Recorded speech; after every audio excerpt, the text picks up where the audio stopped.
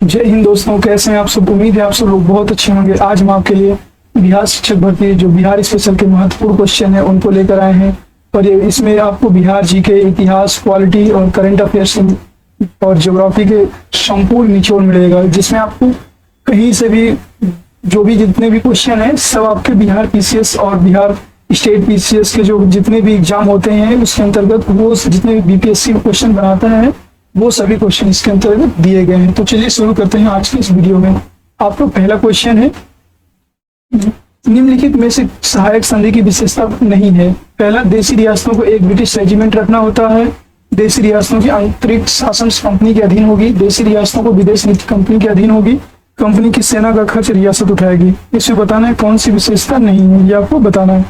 तो इसका जो राइट आंसर हो जाएगा, देशी रियासतों को आंतरिक शासन कंपनी के अधीन होगी, ये इसका विशेषता नहीं है।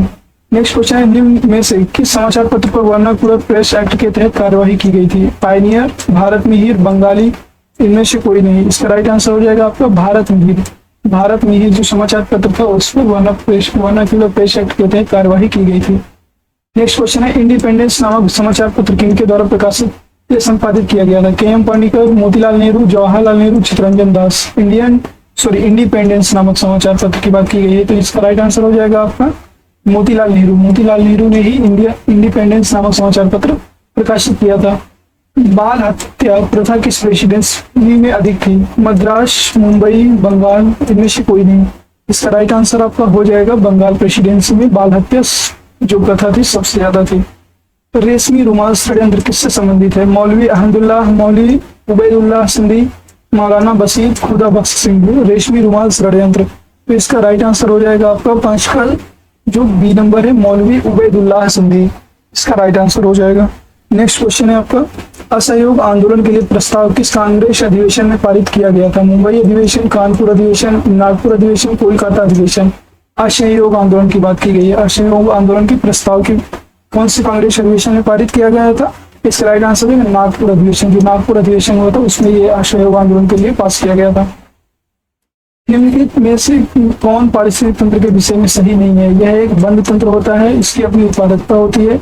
यह एक प्राकृतिक संसाधन तंत्र होता है। यह एक कार्यशील इकाई होता है। इसमें बताना आपको कौन सा सही नहीं होती है। तो यह क्या होता है, बंद तंत्र होता है, ये इसका गलत हो जाएगा। जो पारिस्थितिक तंत्र होता है यह तो वो एक खुला तंत्र होता है। जो नेक्स्ट क्वेश्चन है, निम्नलिखित में से कौन प्रसिद्ध जैविक हॉटस्पॉट है। सुंदरवन, थॉर, लद्दाख, पश्चिमी घाट।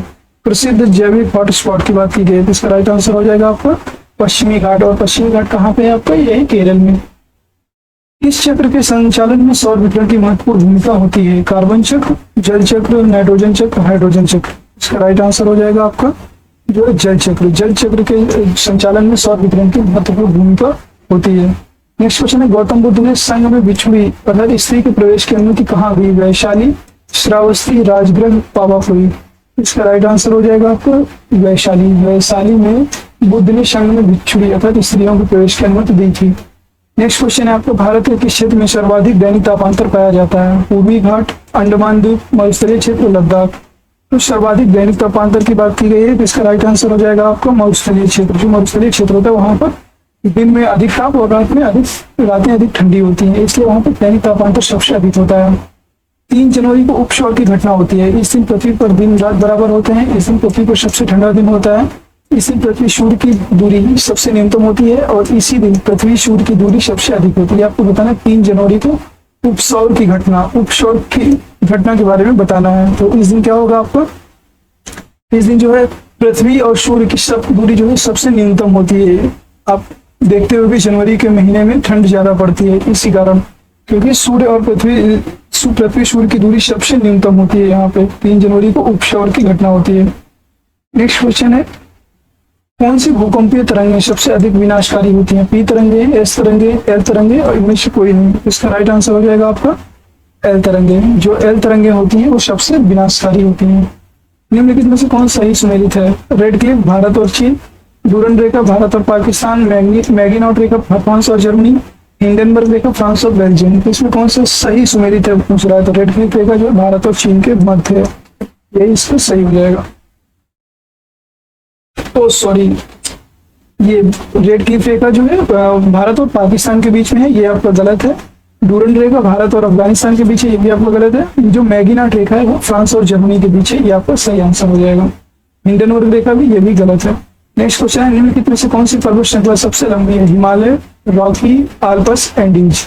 इन्हें बताना सबसे लंबी पर्वत श्रृंखला कौन सी है। तो इसमें सबसे लंबी की बात कर रहे हैं, ये आपका हो जाएगा एंडीज। जो एंडीज पर्वत श्रृंखला सबसे लंबी पर्वत श्रृंखला होती है। किस अधिनियम द्वारा केंद्रीय बजट को राज्यों के बजट से अलग कर दिया गया? 1909 के अधिनियम द्वारा, भारत शासन अधिनियम 1919 द्वारा, भारत शासन अधिनियम 1935 द्वारा, इनमें से कोई नहीं। इसका राइट आंसर हो जाएगा आपका जो भारत शासन अधिनियम 1919 के द्वारा जो है केंद्रीय बजट को राज्यों के बजट से अलग कर दिया गया था। नेक्स्ट क्वेश्चन है, निम्नलिखित में से किस योजना के आधार पर संविधान सभा का गठन किया गया था? कैबिनेट मिशन योजना, क्रिप्स मिशन, ली कमीशन, हंटर मिशन। इसका राइट आंसर हो जाएगा कैबिनेट मिशन योजना।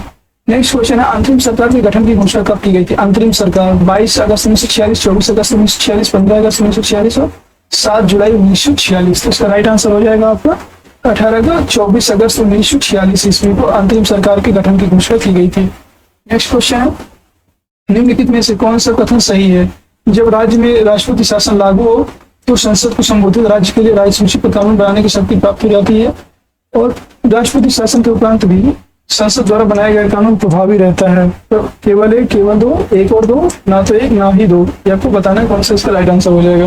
इसका राइट आंसर हो जाएगा एक और दो दोनों। जब राष्ट्र में राष्ट्रपति शासन लागू हो जाएगा तो संसद को संबोधित करके राज्य सूची पर कानून बनाने की शक्ति प्राप्त हो जाती है, और संसद के द्वारा ही बनाया गया कानून प्रभावी रहता है।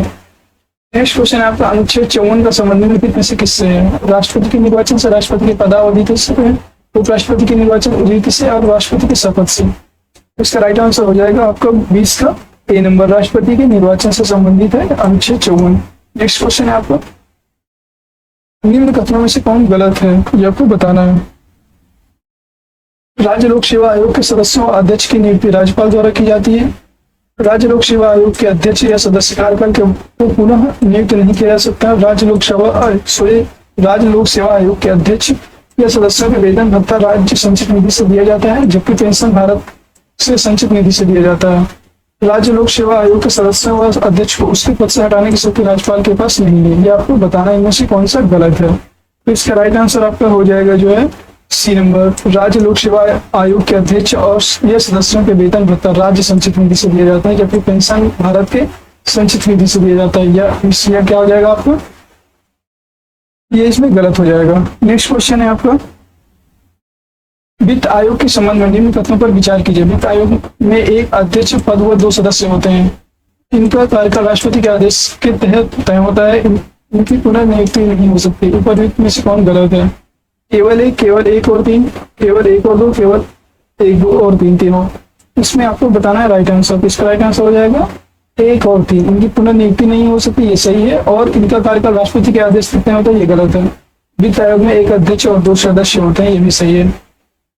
इनमें से आरबीआई की मौद्रिक नीति के मात्रात्मक उपकरण हैं। इसमें बताना मात्रात्मक उपकरण कौन से हैं?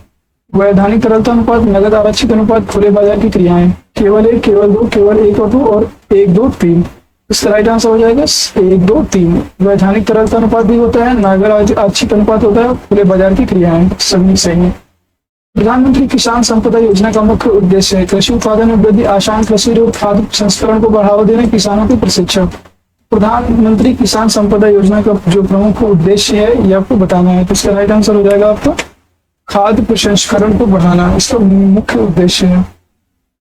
नेक्स्ट क्वेश्चन है, निम्नलिखित में से कौन सी समिति FRBM अधिनियम से संबंधित है? डॉक्टर रघुराम राजन समिति, विजय केलकर समिति, विमल जालान समिति, MK सिंह समिति। इसका राइट आंसर हो जाएगा आपका MK सिंह समिति FRBM अधिनियम से संबंधित है।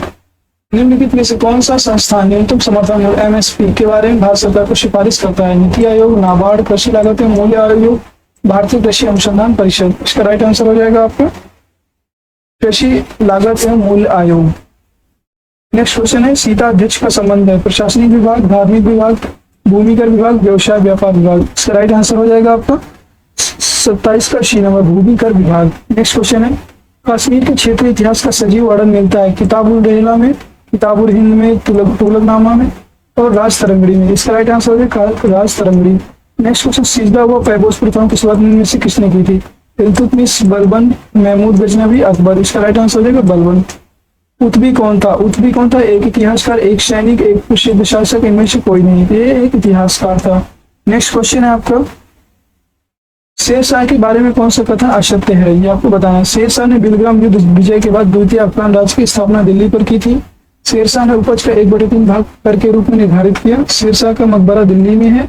शेरशाह के द्वारा भूमि की पैमाइश हेतु सन की डंडी, सिकंदरी गज का प्रयोग किया गया। इसमें ये आपका शेरशाह बिलग्राम युद्ध विजय के बाद द्वितीय अफगान राज्य की स्थापना दिल्ली पर किया था। ये सही है एकदम। और इसका देखा जाए, शेरशाह के उपज का शेरशाह ने उपज का 1/3 भाग कर के रूप में निर्धारित किया था। ये भी सही है। शेरशाह का मकबरा दिल्ली में है, ये गलत है। शेरशाह का मकबरा जो है सासाराम में, यही आपका राइट आंसर हो जाएगा। नेक्स्ट क्वेश्चन है, किस प्रसिद्ध शासक के द्वारा आमुक्त माल्यदा लिखी गई थी? देवराय द्वितीय, अच्युत देवराय, कृष्ण देवराय, देवराय प्रथम। इसका राइट आंसर है कृष्ण देवराय। नेक्स्ट क्वेश्चन है, दिल्ली सल्तनत के सभी सुल्तानों में से सर्वाधिक समय तक शासन निम्नलिखित में से किसने किया था? बहलोल लोदी, अलाउद्दीन खिलजी, फिरोज शाह तुगलक, मोहम्मद बिन तुगलक। ये आपको बताना है कि दिल्ली सल्तनत के सभी सुल्तानों में सर्वाधिक समय तक किसका शासन रहा। इसका राइट आंसर आपका हो जाएगा बहलोल लोदी। बहलोल लोदी ने सबसे अधिक समय तक शासन किया था। निम्नलिखित में से कौन सा पदार्थ केंद्रक में सर्वाधिक मात्रा में पाया जाता है? कार्बोहाइड्रेट, प्रोटीन, फास्फोलिपिड्स और डीएनए। इसका राइट आंसर हो जाएगा आपको प्रोटीन। केंद्रक में जो प्रोटीन होता है, प्रोटीन केंद्रक में सर्वाधिक मात्रा में पाया जाता है। प्रकाश संश्लेषण की प्रकाशिक अभिक्रियाएं क्लोरोप्लास्ट में कहाँ संपन्न होती हैं? ग्रेना, स्टोमा, क्रोमोप्लास्ट और ल्यूकोप्लास्ट। प्रकाश संश्लेषण की प्रकाशिक अभिक्रियाएं क्लोरोप्लास्ट में कहाँ संपन्न होती हैं, ये बताना है। इसका राइट आंसर हो जाएगा आपका ग्रेना। प्रकाश संश्लेषण की प्रकाशिक अभिक्रियाएं क्लोरोप्लास्ट में, ग्रेना में संपन्न होती हैं। हेलोफाइट्स होता है, वे पौधे जो अधिक मल वाले स्थान पर उगते हैं। वे पौधे जो शुष्क वायु स्थानों पर उगते हैं। वे पौधे जो ना तो बहुत शुष्क और ना ही नम जगह पर उगते हैं। वे पौधे जो लवणों वाली मिट्टी में उगते हैं। ये आपको बताना है इसका राइट आंसर। तो इसका राइट आंसर जो वे पौधे जो लवणों वाली मिट्टी में उगते हैं हेलोफाइट्स कहलाते हैं। निम्न में से कौन सा टेस्ट एड्स के लिए किया जाता है? PCR, RIPA, CD4, ELISA. इसका बताना है कौन सा टेस्ट किया जाता है। तो इसका जो राइट आंसर हो जाएगा आपका केवल 1, 3, 2, केवल 1 और 4, केवल 1, 3, 4। ये आपको बताना है कौन सा टेस्ट एड्स के लिए किया जाता है। इसका राइट आंसर हो जाएगा आपका 1, 3, 4। 1, 3, 4 जो है पीसीआर, CD4 और एलिसा। ये जो तीनों टेस्ट होते हैं 1 और 1, 3, 4 नंबर पे, ये सभी एड्स के लिए किए जाते हैं। नेक्स्ट क्वेश्चन है, निम्नलिखित में से कौन सा रुधिर वर्ग? रुधिर प्लाज्मा में कोई एंटीबॉडी नहीं होता है। A, B, O। इसमें बताना कोई भी एंटीबॉडी नहीं होता है। तो इसका राइट आंसर हो जाएगा ए बी जो ब्लड ग्रुप होता है, इसमें कोई भी एंटीबॉडी नहीं पाया जाता। ट्रिपल वैक्सीन DPT में कौन एक नहीं होता है? डिप्थीरिया, पीलियम, पर्टूसिस और टिटनेस। ये आपको बताना है इनमें से ट्रिपल वैक्सीन DPT में कौन सा उपस्थित नहीं होता है। इसका राइट आंसर हो जाएगा पीलिया। जो ट्रिपल वैक्सीन DPT में पीलिया उपस्थित नहीं होता है।